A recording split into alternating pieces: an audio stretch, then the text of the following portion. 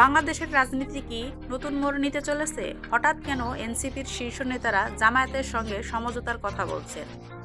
২০টির বেশি আসন চাইছে এনসিপি, কিন্তু বিএনপি কি এতটা দেবে? আর সবকিছু পাশ কাটিয়ে হাসনাত নাহিদরা কি সত্যি জামায়াতের দিকে ঝুঁকে পড়ছে? আজ আমরা তুলে ধরব রাজনৈতিক অঙ্গনের সবচেয়ে বড় অস্থিরতা, এনসিপির ভিতরে তোলপাড়, ভাঙন আর ক্ষমতার হিসাব নিকাশ। সাথেই থাকুন, কারণ এই ভিডিওর শেষে আপনি বুঝতে পারবেন এনসিপি কোন পথে হাঁটছে এবং কেন এই সিদ্ধান্ত বাংলাদেশের রাজনীতিকে পুরোপুরি বদলে দিতে পারে। গত কয়েক সপ্তাহ ধরে এনসিপির ভিতরে যে অস্থিরতা চলছে তা এখন আর লুকানো নেই। নেতাকর্মীদের মধ্যে স্পষ্ট তিন ভাগে বিভক্তি দেখা যাচ্ছে। এক দল চায় বিএনপির জোটে যোগ দিতে, আরেক দল বলছে জামায়াতের সঙ্গে আসন সমঝোতাই হবে সবচেয়ে লাভজনক, আর তৃতীয় গ্রুপটি সোজাসুজি বলে দিচ্ছে কাউকেই দরকার নেই, আমরা লড়ব একা। এই তিন চাপের মধ্যে এনসিপির শীর্ষ নেতৃত্ব দিশেহারা। ছাত্র উপদেষ্টা আসিফ মাহমুদ, মাহফুজ আলম সহ একটি বড় অংশ পরিষ্কারভাবে চান বিএনপির সাথে জোট। তাদের যুক্তি, বিএনপির ভোট ব্যাংক বড়, মাঠে নেটওয়ার্ক শক্তিশালী এবং জোটে গেলে নির্বাচনী এলাকায় সমর্থন পাওয়া সহজ। কিন্তু সমস্যাটা আসনে। এনসিপির দাবি ২০+ আসন, সাথে মাঠে সাংগঠনিক সহায়তা এবং বিদ্রোহী প্রার্থী না দেওয়ার নিশ্চয়তা। বিএনপির কেন্দ্রীয় মহলে এই দাবি নিয়ে গরম আলোচনা চলছে, কারণ তারা এত আসন ছাড়তে চাইছে না। বিএনপির একাধিক নেতার বক্তব্য, এনসিপির সাংগঠনিক শক্তি এখনও প্রমাণিত নয়, তাই এনসিপি যদি বিএনপি জোট চায়ও সেটার বিনিময়ে বিএনপি তাদের চাহিদা মেনে নেবে কিনা এটাই বড় প্রশ্ন।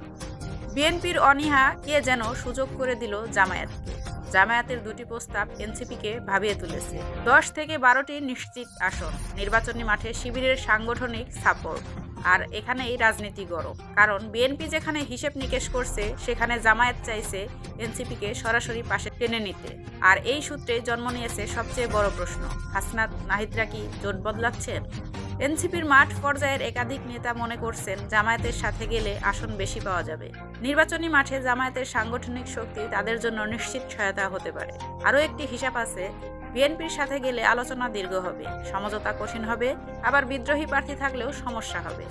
পক্ষান্তরে জামায়াত তাৎক্ষণিক সিদ্ধান্ত দিতে আগ্রহী, তাই দলের অভ্যন্তরে এখন আলোচনা, যেখানে সুবিধা বেশি সেখানেই কেন যাওয়া হবে না। এনসিপির এই সমঝোতা শুধু দলীয় রাজনীতি নয়, জাতীয় রাজনীতিতেও বড় ঢেউ তুলবে। বিএনপি যদি এনসিপিকে হারায়, তাহলে জোটের ছোট দলগুলি দুর্বল হয়ে পড়বে, আর এনসিপি জামায়াতের দিকে গেলে জামায়াত এক ধরনের নতুন শক্তি হিসেবে মাঠে ফিরবে। তাই রাজনৈতিক অঙ্গন এখন প্রশ্নে ঝড় তুলছে, এনসিপি কি টার্নিং পয়েন্ট তৈরি করতে যাচ্ছে? এনসিপির সামনে পথ তিনটি, বিএনপি, জামায়াত কিংবা একক লড়াই। কিন্তু তারা কোন পথ বেছে নেবে তা ঠিক করবে আসন ও ক্ষমতার সমীকরণ।